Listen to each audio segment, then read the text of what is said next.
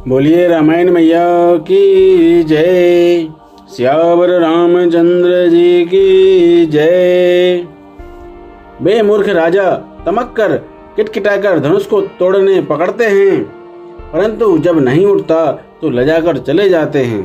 मानो वीरों की भुजाओं का बल पाकर वह धनुष अधिक अधिक भारी होता जाता है। तब 10,000 राजा एक ही बार धनुष को उठाने लगे तो भी वह उनके टाले नहीं टलता। शिव जी का वह धनुष कैसे नहीं दिखता था, जैसे कामी पुरुष के वचनों से सती का मन कभी चलायमान नहीं होता। सब राजा उपहास के योग्य हो गए, जैसे वैराग्य के बिना सन्यासी उपहास के योग्य हो जाता है। कीर्ति, विजय, बड़ी वीरता, इन सबको वे धनुष के हाथों बरबस हार कर चले गए। राजा लोग हृदय से हारकर श्रीहीन हतप्रभ हो गए और अपने अपने समाज में जा बैठे। राजाओं को असफल देखकर जनक अकुला उठे और ऐसे वचन बोले जो मानो क्रोध में सने हुए थे। मैंने जो प्रण ठाना था उसे सुनकर द्वीप द्वीप के अनेकों राजा आए। देवता और दैत्य भी मनुष्य का शरीर धारण करके आए तथा और भी बहुत से रणधीर वीर आए, परंतु धनुष को तोड़कर मनोहर कन्या, बड़ी विजय और अत्यंत सुंदर कीर्ति को पाने वाला मानो ब्रह्मा ने किसी को रचा ही नहीं। कहिए यह लाभ किसको अच्छा नहीं लगता, परंतु किसी ने भी शंकर जी का धनुष नहीं चढ़ाया। अरे भाई, चढ़ाना और तोड़ना तो दूर रहा, कोई तिल भर भूमि भी छुड़ा ना सका। अब कोई वीरता का अभिमानी नाराज ना हो। मैंने जान लिया पृथ्वी वीरों से खाली हो गई। अब आशा छोड़कर अपने अपने घर जाओ। ब्रह्मा ने सीता का विवाह लिखा ही नहीं। यदि प्रण छोड़ता हूँ तो पुण्य जाता है, इसलिए क्या करूँ, कन्या कुमारी ही रहे। यदि मैं जानता कि पृथ्वी वीरों से शून्य है तो प्रण करके उपहास का पात्र न बनता। जनक के वचन सुनकर सभी स्त्री पुरुष जानकी जी की ओर देखकर दुखी हुए, परंतु लक्ष्मण जी तमतमा उठे। उनकी भौहें टेढ़ी हो गईं, ओंठ फड़कने लगे और नेत्र क्रोध से लाल हो गए। श्री रघुवीर जी के डर से कुछ कहे तो नहीं सकते, पर जनक के वचन उन्हें बाण से लगे। जब ना रह सके तब श्री रामचंद्र जी के चरण कमलों में सिर नवाकर वे यथार्थ वचन बोले। रघुवंशियों में कोई भी जहाँ होता है उस समाज में ऐसे वचन कोई नहीं कहता, जैसे अनुचित वचन रघुकुल शिरोमणि श्री राम जी को उपस्थित जानते हुए भी जनक जी ने कहे हैं। हे सूर्यकुल रूपी कमल के सूर्य, सुनिए, मैं स्वभाव से ही कहता हूँ, कुछ अभिमान करके नहीं। यदि आपकी आज्ञा पाऊं तो मैं ब्रह्मांड को गेंद की तरह उठा लूं और उसे कच्चे घड़े की तरह फोड़ डालूं।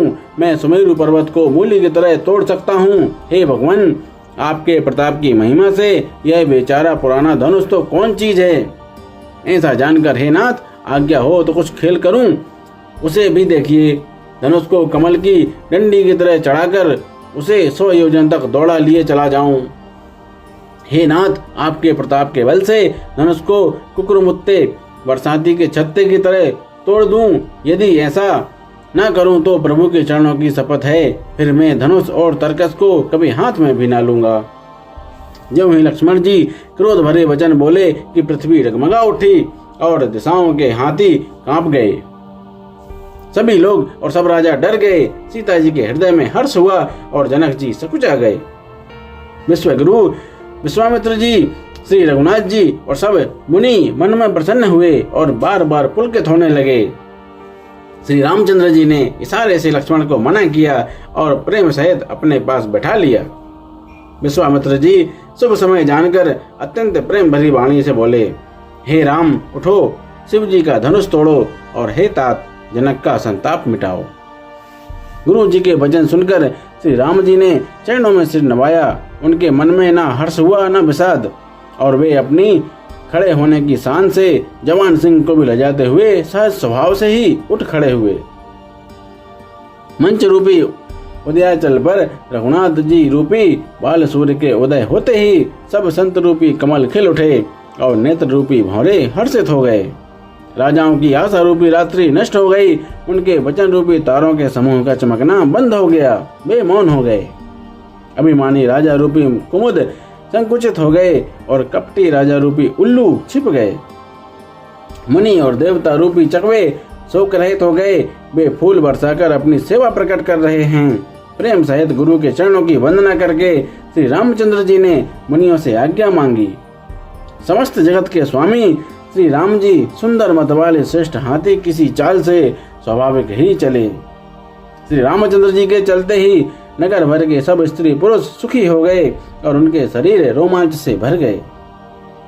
उन्होंने पितर और देवताओं की वंदना करके अपने पुण्यों का स्मरण किया। यदि हमारे पुण्यों का कुछ भी प्रभाव हो तो हे गणेश गोसाई, श्री रामचंद्र जी शिव जी के धनुष को कमल की डंडी की भांति तोड़ डालें। श्री रामचंद्र जी को वात्सल्य प्रेम के साथ देखकर और सखियों को समीप बुलाकर सीता जी की माता स्नेह बस बिलख कर विलाप करते हुए सी ये वचन बोली। बोलिए श्यावर रामचंद्र जी की जय। रामायण मैया की जय।